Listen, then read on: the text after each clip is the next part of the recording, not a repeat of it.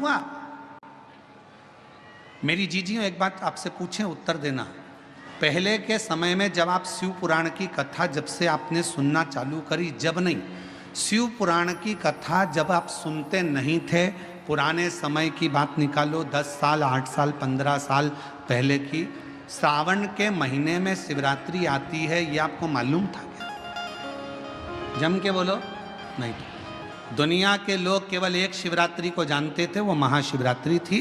उस शिवरात्रि पर अनुष्ठान करना, पूजन करना, आराधना करना, स्नान कराना, अभिषेक करना, ये जानते थे। पर शिव महापुराण की कथा को सुनते सुनते सुनते सुनते लोगों को ये मालूम पड़ गया 12 महीने शिवरात्रि आती है। दुनिया के लोगों को मालूम पड़ गया 26 प्रदोष होती है। दुनिया के लोगों को मालूम पड़ गया कि सावन के महीने में जो शिवरात्रि आती है वो शिवरात्रि एक ऐसी शिवरात्रि होती है जिस शिवरात्रि पर अगर हम शंकर जी को राजी कर लें तो दुनिया का ऐसा कोई काम नहीं है जो हो नहीं सकता।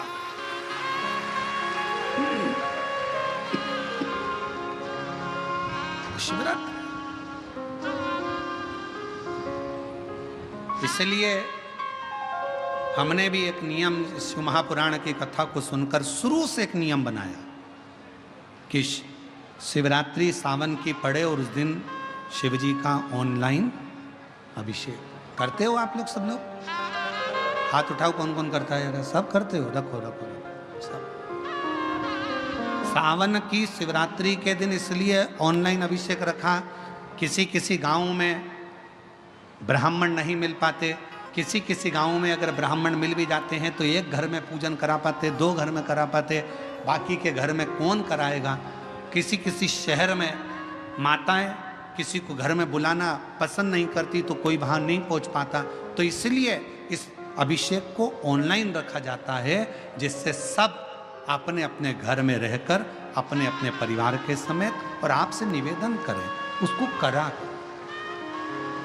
सावन के महीने की शिवरात्रि की हम घोषणा करेंगे उसकी बीच में कथा में, जब भी आगे आपको सूचना मिलेगी कि उस अभिषेक को जब करा जाए तो अपने अपने घर के पतियों को, बच्चों को भी ये बोला करो कि एक दिन पूरे वर्ष में एक दिन सावन की शिवरात्रि का निकालो, शाम के समय का, साथ में बैठो, अभिषेक करो, पूजन करो, झोली पसार कर बाबा से विनय करो, खाली नहीं छोड़ेगा मेरा बाबा, 3 महीने में झोली जरूर।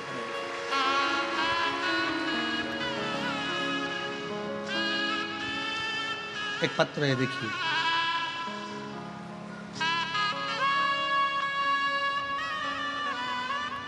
दुर्गेश राजेंद्र अग्रवाल बेजापुर से हैं। सर्वप्रथम मैं विशाल भैया संचेती जी को आभार व्यक्त करती हूँ कि उन्होंने हमारे बेजापुर में शिव महापुराण की कथा करवाकर हम सबको कृतार्थ किया।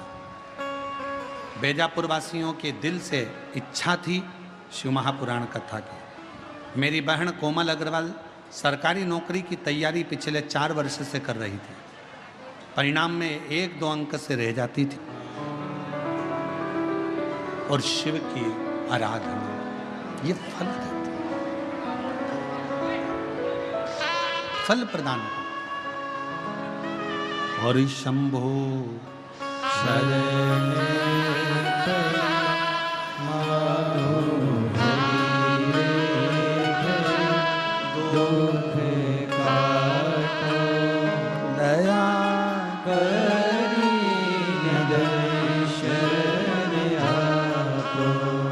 शंभो शरण मांगो घड़ी रे दो। शिवरात्रि है, वो भी श्रावण की शिवरात्रि है। उसने अपनी दासी को भेजकर एक बेलपत्र बुलवा ली, और बेलपत्र फिर वही निवेदन, बेलपत्र लेकर आओ तो मंत्र दीजिए, ओम, जम के बोलो ओम नमः शिवाय, और बेलपत्र लेकर आओ तो फिर कामना करिए, बाबा शिव शंकर ने माँ गोरा आपको बुलाया है कष्ट हरने के लिए, दुख हरने के लिए, आप चलिए, आपको बुलाया है।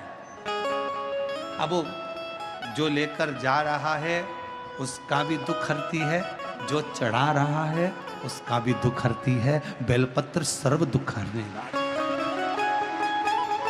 सर्व दुख। चलिए आप। भामनी ने बेलपत्र लिया हाथ में, सखी ने बेलपत्र ला कर दिया और भामनी ने बेलपत्र जब हाथ में लिया, उस बेलपत्र को हाथ में लेकर भामनी उसी जल को उस बेलपत्र पर समर्पित कर रही है। बेलपत्र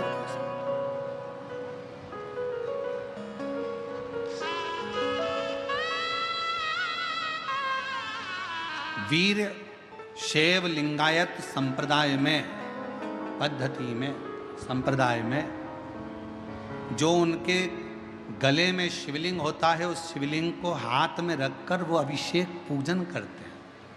यहाँ जो बैठे होंगे लिंगायत संप्रदाय के, वो जानते होंगे। हाथ में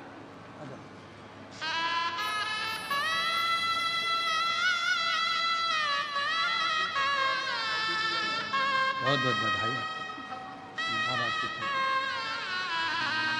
आप लोगों को, बेटे को धन्यवाद दो जिसका सुंदर सरकारी नौकरी लगा है बाबा के। सावन की शिवरात्रि,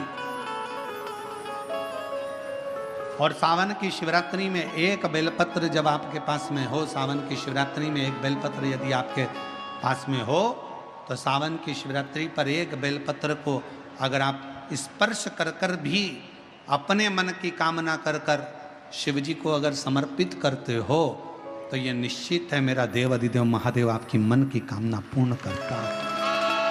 बोल बम का नारा है, जम के बोलो, बोल बम का नारा है। हार हार महादेव। शिव भामनी ने बेलपत्र को हाथ में लेकर उसी का अभिषेक, उसी का पूजन, उसी की आराधना, उसी की अर्चना कर, उसी की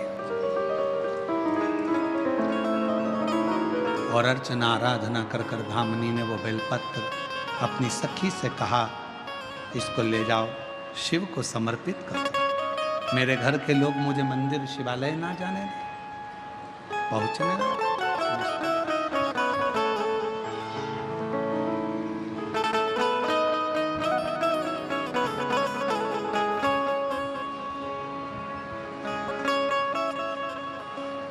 और भोलेनाथ नमन चरणों में,